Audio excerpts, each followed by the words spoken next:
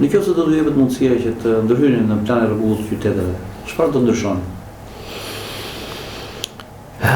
Kjo është një pyetje shumë e vështirë dhe patjetër që unë nuk pretendoj që të jap një përgjigje plotësuese, por ajo që unë do ndryshoja në mënyrë të menjëhershme është një ndalim i menjëhershëm kategorik i ndërtimit nëpër tokat bujqësore dhe zona natyrale dhe sidomos zonat e mbrojtura.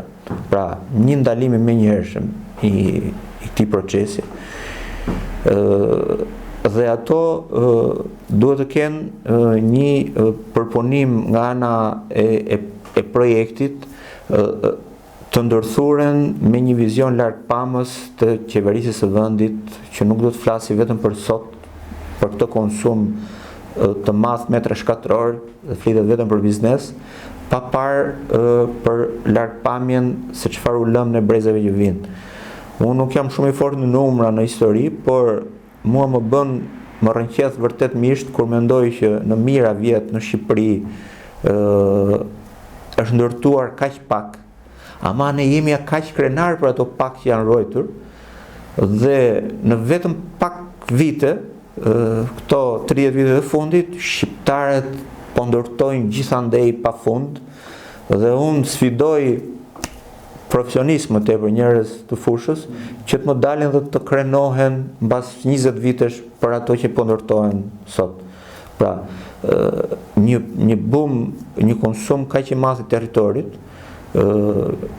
që çon në degradim dhe të vlerave të territorit, dhe gjëja e parë që do bëja pra është pikërisht të paktën të limitoj zonat e mbrojtura, tokat bujqësore, tokat natyrore, dhe ndërtimet nëpër zonat urbane fillon duke rivlerësuar ato që janë ndërtuar sot, para se ne të vazhdojmë të shtojmë metra katror për kot.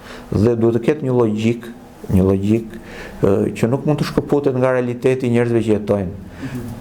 Arkitekti, urbanisti, paizazhisti, projektuesi i mjedisit, inxhinierët e mjedisit, të gjithë ata që janë profesionistët që modelojnë territorin, duhet të jenë harmoni me nevojat që ka shtetasi dhe mjedisi. Sepse shtetasi është ai që ka nevojat sot, por mjedisi do jetë dhe për ata që do jetojnë nesër. Kështu që e gjithë kjo duhet menduar për këtë ekosistem dhe të ketë një harmoni midis njeriu dhe natyrës.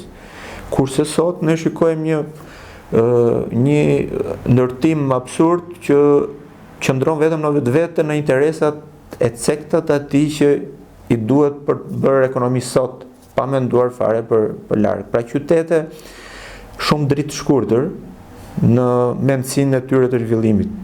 Pra nuk i shikoj që të shikojnë veten e tyre si do jenë për X vite. Jo, thjesht ndërto atje ku mundet, konsum toke atje ku mundemi, dhe kaq, është kthyer territori në një mall konsumi.